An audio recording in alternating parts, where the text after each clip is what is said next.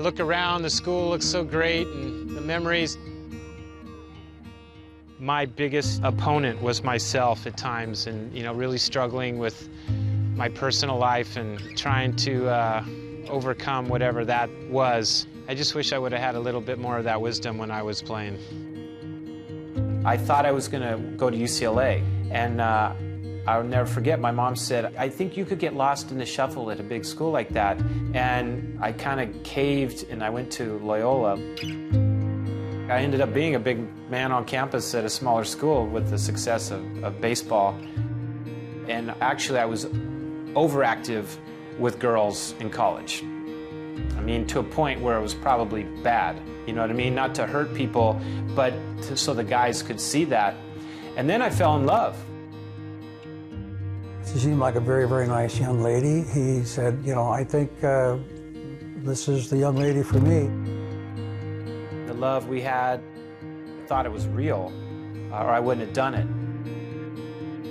I think that part of that relationship definitely was helping me make sure that I wasn't what I thought I was. While I started to have some major internal doubts about myself for the first time in college, it certainly wasn't affecting me on the baseball field. I helped lead my Loyola team to the College World Series my senior year in 1986, and during the tournament, I got drafted by the Detroit Tigers in the 4th round. I remember some guy saying, you got picked in front of Bo Jackson. I was like, I'm sure they're disappointed that they didn't take him instead of me now. But it was a pretty exciting time. There was nothing but just sheer happiness.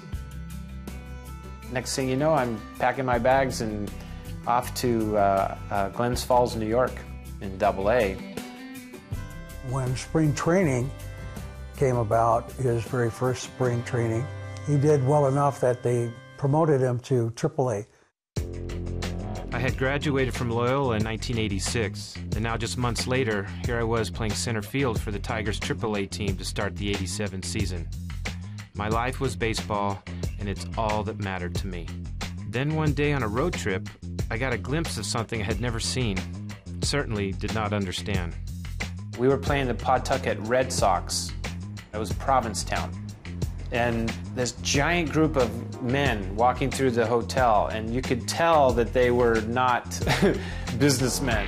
And it turned out there was like one of the historically first pride parades was happening in that town, and the guys start making really nasty comments like, look at all these faggots, walking through the lobby. And I remember wanting to go see what it was all about. It was like another near miss. Nothing ever came from it. It was around that time I got called up to the big leagues. When he called, the excitement in his voice, I reflected back on that little boy, 8 years old.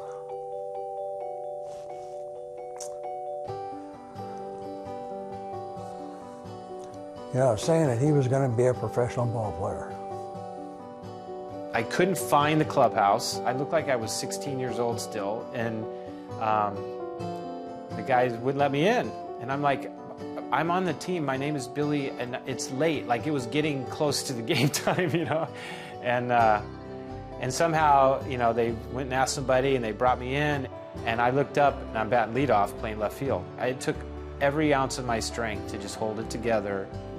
And then all of a sudden, it's just game time, man. And I don't know what happened, but that day, everything lined up for me. The 0-1 pitch, drive deep to right field. Turner will have to play it off the wall. Cole scores. Orchid stops at third, and Bean has it to Baggett. In his very first game, he tied a major league record. He got 4 hits. Here comes Bean home. He'll score. I was in every sports page in the United States the next day. It was a wonderful, wonderful moment in life for me. The next day, I went 2 for 4 off Brett Saberhagen. Things were going really well. Then came my first big league road trip with the Tigers. I was going to get to play in front of my family at Anaheim Stadium. It would be the first time they'd see me on a major league field.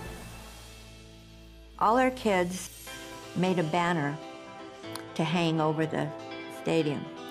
And the neighbors came, and everybody, it was like we were having this party before the game. They brought 150 people, they said, and there was a giant sign that said, forget Wally World, this is Beantown. You don't even know how you're going to feel when your son runs out on the field. Or his name is on that marquee. All of a sudden, it's so unbelievable. He could have never played another game, another inning, and he made it. Right there, that moment, he made it. I will never forget that day, ever. Later that summer, I was able to fly my mom out to Detroit to see me play at Tiger Stadium for the first time. It was like a dream to walk through those tunnels of that old stadium. The history was so different than Angel Stadium in California. It was just crazy. And then right before the game started, clubhouse man said, hey, Sparky wants to talk to you. So I run over there and he said, hey kid, I gotta let you go. I said, I don't understand. He says, I gotta make a roster move and I gotta ship you out. And he was just devastated. He'd never had anything negative happen to him. She basically helped me move out of my apartment and back to Toledo. It seemed like a tragedy happening at the time. Little did I know would lay ahead.